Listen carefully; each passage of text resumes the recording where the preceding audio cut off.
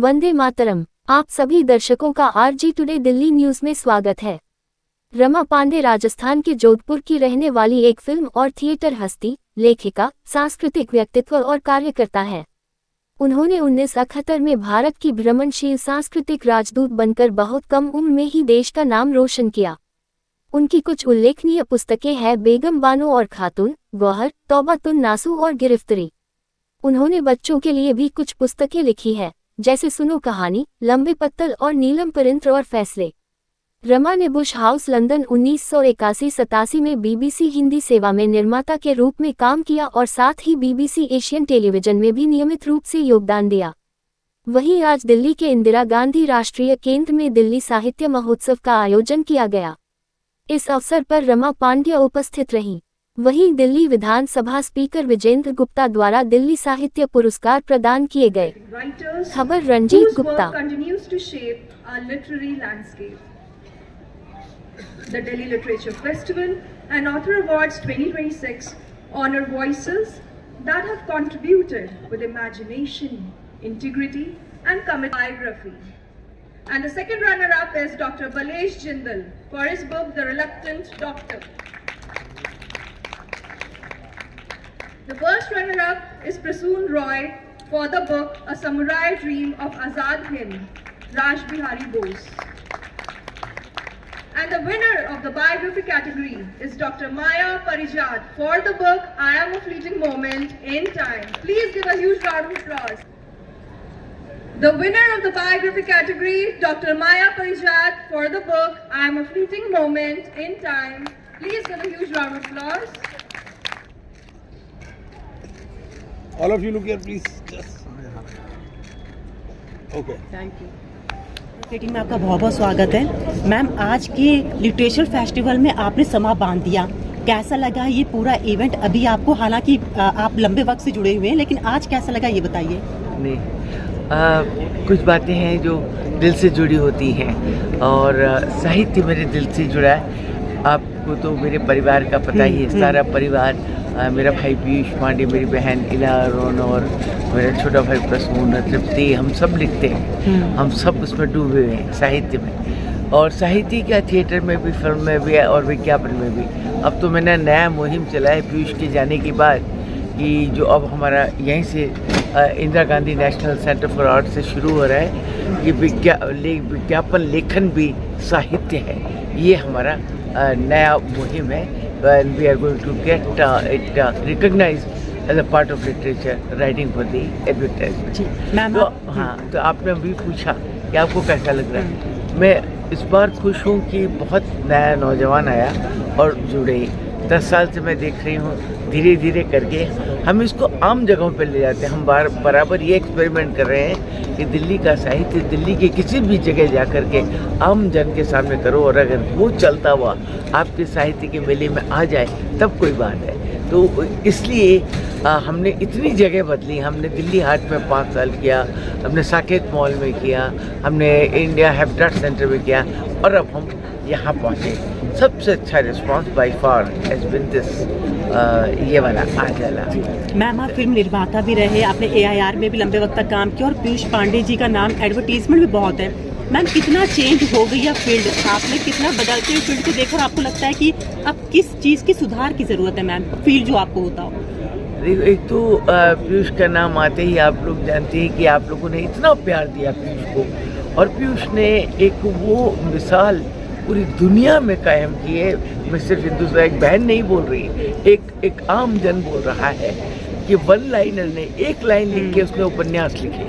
वो एक लाइन लिखता है, वो उपन्यास होता है। कुछ खास है हम सभी में। वो एक लाइन लिखता है, वो कविता होती है। वो एक लाइन लिखता है, वो अपने आप में कहानी होती है। पूरे घर की हीरे की उम्र ही क्या है, तो बुढ़े बात कर रहे हैं। आप एक जो विजन है, जो आपकी अंतर्दृष्टि है, जो अंदर आपकी एक आप देख पाते हैं जिंदगी को गहराई से, वो जो गहरापन है वो जब तक आप में नहीं आता तब तक आप समाज के लिए कुछ नहीं कर सकते, ना लिख सकते हो, ना आपको नेता होना चाहिए, ना अभिनेता होना चाहिए, ना लेखक होना चाहिए। क्योंकि जुड़ना तो मुझे आपसे ही है, बात आपसे ही करनी है, जुड़ना तो मुझे आपसे ही है, बात आपकी ही सुननी है। तो अगर मेरा जुड़ाव नहीं है आपका, अगर मैं सड़कों में आपके साथ इस तरह बैठी नहीं हूँ, मैं किस मुंह से कहूँ कि ये संगमरमर ठंडा है?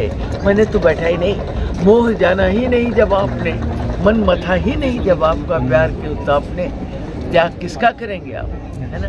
साधना सोपान है, जादू नहीं है, सिद्ध तो केवल वही कहला सकता है, पाँव कीचड़ में धंसे हो, सर कमल को छू रहा। जो ये कर सकता है उसको लिखना चाहिए।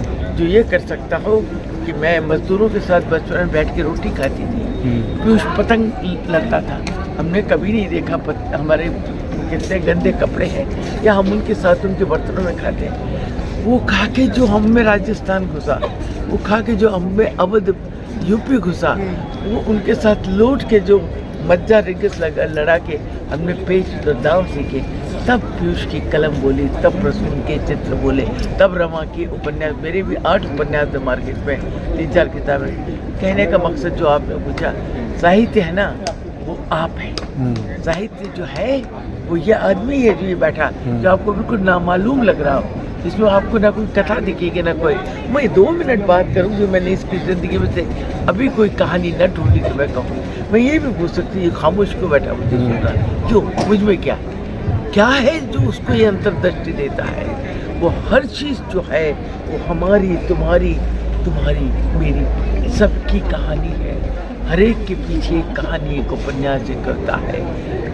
कुछ बात है हम सब में है वो सर। बात ये सच बोलने की ताकत, बात ये ईमानदारी की, बात ये लिखने की एक लगन सिर्फ इसलिए नहीं होनी चाहिए कि दूसरा मुझे पढ़ ले। तो ठीक है, वो लोग गलत बोलते हैं कि मैं दूसरों के लिए नहीं लिखता, हम सब दूसरों के लिए लिखते हैं। हम अपने लिए लिखते नहीं, अपने लिए लिखते तो लिख ही क्यों रहे? हमको अपने को थोड़ी पढ़ना है।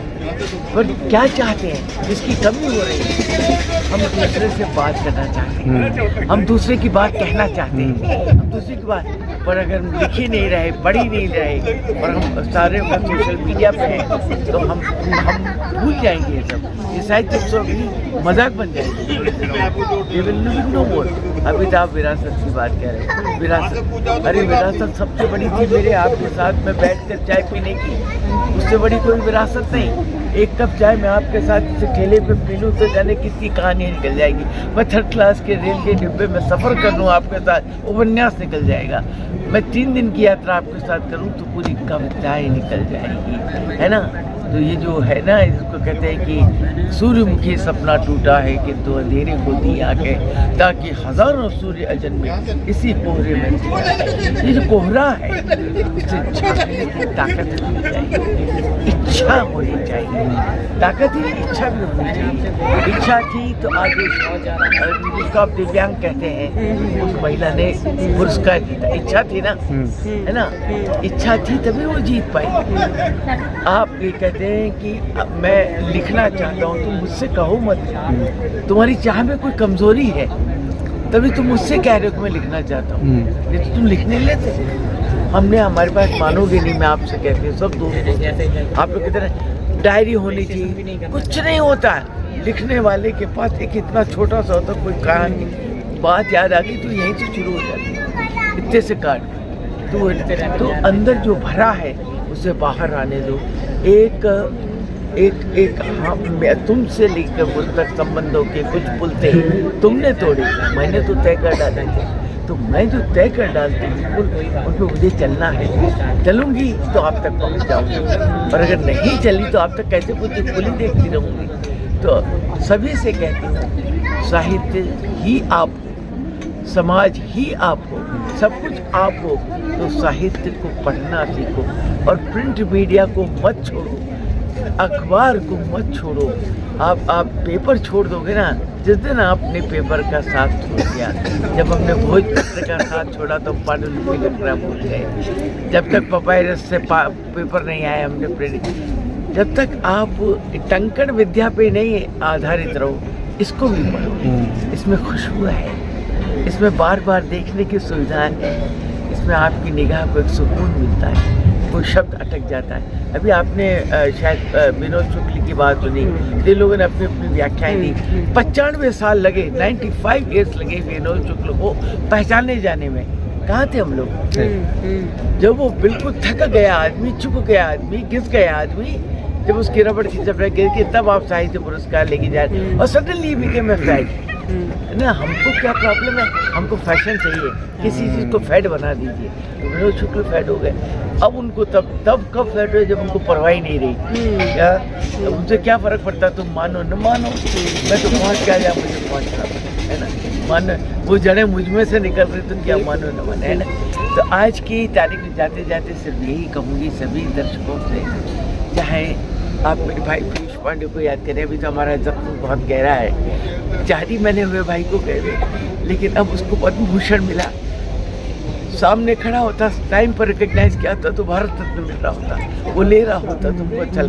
पर आज कहती हूँ समय को पहचानो। अगर इस सारी दुनिया में सबसे कीमती कोई चीज़ है तो तुम्हारा जीवन, तुम्हारा समय, तुम्हारी सोच, उसको संभाल के रखना दोस्त। वो है तो साहित्यकार बन के ही रहोगे। आरजी टुडे दिल्ली न्यूज, जो दिखाती है आपके क्षेत्र से संसद तक की खबरें। सच्ची खबरें देखने के लिए सब्सक्राइब करें।